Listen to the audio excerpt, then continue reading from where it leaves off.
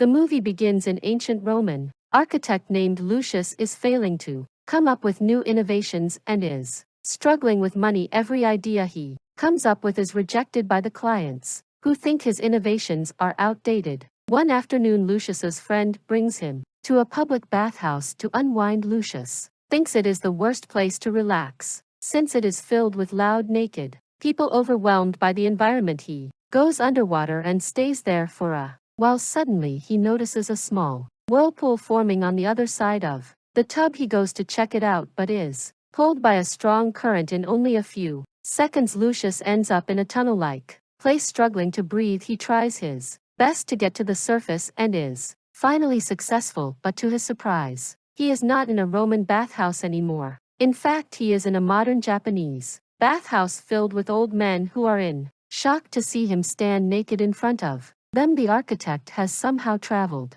through time to modern-day Japan. Lucius, who has never seen someone with Mongolian features, assumes that the men are from a flat-faced tribe. After recovering from the shock, Lucius notices that the place is more advanced than any bathhouse he has ever seen. The baskets, taps and massaging device all blow his mind as he regrets not thinking of these innovations himself earlier. He also accidentally enters the women's changing room and is knocked out by a screaming old lady. Then we are introduced to a struggling manga artist named Mami. His appearance gives her an idea for a new character, hence she starts drawing his portrait. A while later Lucius wakes up and is given a bottle of flavored milk. He is yet again baffled by the sweet and cold taste of it. In fact, it is so good that it makes him fall unconscious for a second time. When he regains consciousness, he is back in Rome, surrounded by men. They say that he drowned in the tub and was found a few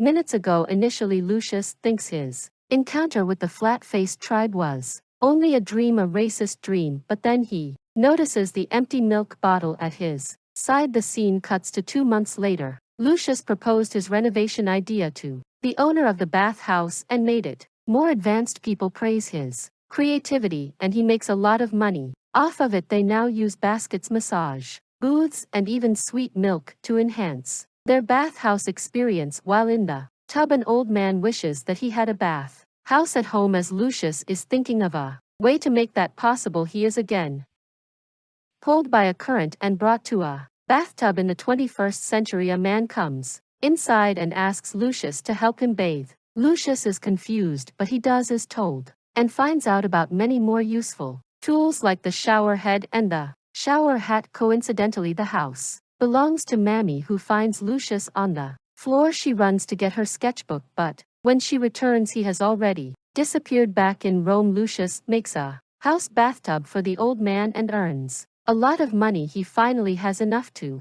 feed his wife good meals, but she is not satisfied. She desperately wants to have a baby and complains that Lucius is always busy working. They get into an argument that ends when she curses him and storms away. A few days later, Lucius is approached by a messenger of the Emperor Hadrianus. The man is known for being cruel, as rumors say that he killed the cabinet members who opposed him. Since the talk about Lucius's inventions has been going around town, even the emperor is taking interest in him. Upon meeting Lucius, he reveals that he is an admirer of art, and what Lucius has done with the public bathhouse is clearly a form of it. Impressed by his work, the emperor wants him to make a personal bath for himself. He demands that it must be out of the ordinary, innovative, and something that has never been done before. Lucius accepts the challenge and makes it his mission to impress the emperor. The entire night he goes around the town looking for inspiration for a grand bathhouse, but finds nothing. He is embarrassed that all his ideas are a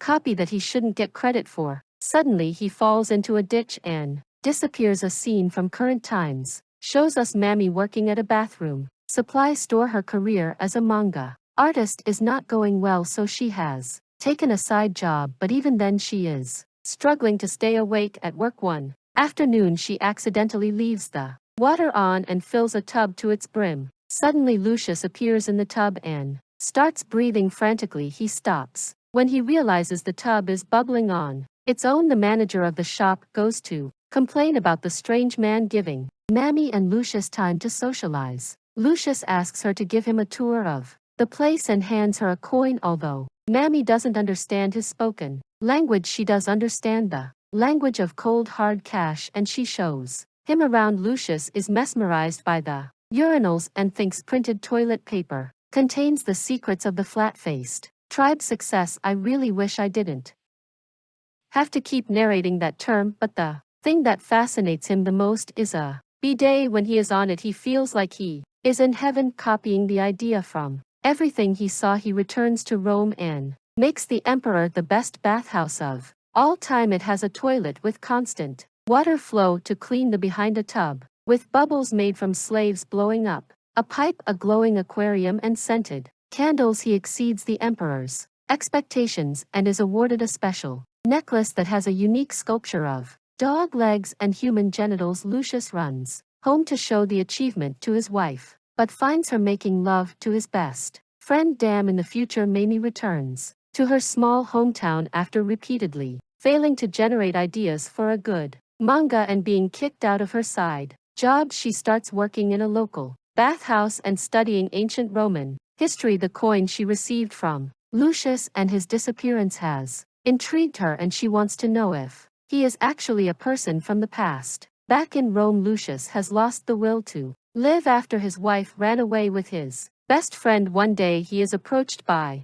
a messenger who is worried about the emperor. It turns out that the emperor lost his son recently and thinks that a crocodile is his reincarnation. He wants Lucius to design a place where the crocodile can be stored and all of his needs are met. Lucius has to be extra careful with this one, because if the animal dies, all blame will fall upon him, and he will be declared a national criminal. Following that, Lucius goes back to the emperor's bathhouse to check the water flow at his request, but when he enters the tub, he is pulled into the future for the third time. He comes outside and finds himself in a cage, stuck with crocodiles. It turns out he is in a crocodile sanctuary. At the same time, Mammy is also at the sanctuary with a date who she doesn't like. She tries her best to get rid of the guy and is happy upon seeing Lucius inside the cage. She brings him out and shows him around the sanctuary, forgetting all about her date. Lucius learns how to take proper care of crocodiles and their preferred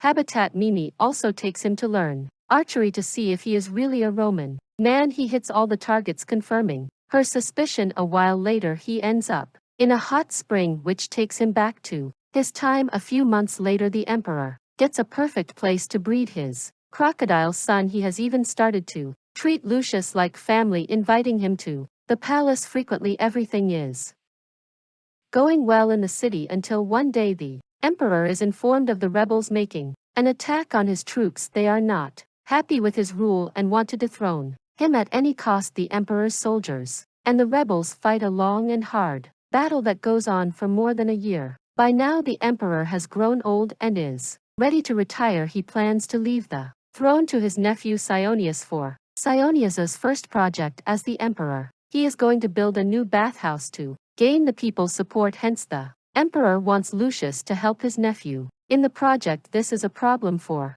Lucius because his principles do not align with Sionius, who is arrogant and proud. Lucius knows that if he becomes the emperor, the fall of the Roman Empire is inevitable. Hence, after giving it much thought, he goes to Sionius and refuses to work for him. Sionius reminds him that going against the emperor is treason, punishable by death, but Lucius remains adamant. He goes to a fellow architect and begs him to take the project. However, the man is furious at Lucius for being the reason he is broke. They get into a fight and Lucius is pushed into a wall. In the next scene, he is with the flat-faced tribe again. He is hurt, but they are taking care of him as their own. They bring him to a hot spring where he can rest and recover. It is said that if he bathed in the water of a spring, a person can heal quickly. They also give him fermented alcohol, which burns his throat. Then Lucius meets Mammy, who has learned to speak basic Latin. She asks him his name, but Lucius is so drunk that he falls on top of her and the two drown in the lake. When they wake up, they are in Rome. Much to Mammy's amazement, she finds out that Lucius is about to be executed for refusing to oblige the emperor's order. Worried, she tries to convince him to take the project, but it doesn't work. Lucius leaves home with his luggage to save his life. Meanwhile, in Japan, the group of old men are looking For Mammy when they fall into the lake. Like Lucius, they also get stuck in a whirlpool and are brought to the past. Lucius is on his way to a different city. When he comes across a natural hot spring on a hill, he remembers the way he was treated by the tribe and realizes that the spring can be useful to the emperor's wounded soldiers. He rushes to Mammy to tell her of his idea, which she agrees with. Following that, Lucius goes to the emperor and presents him with the vision. He also claims that he was instructed by Antonius to make the spring. Antonius is another possible heir to the throne.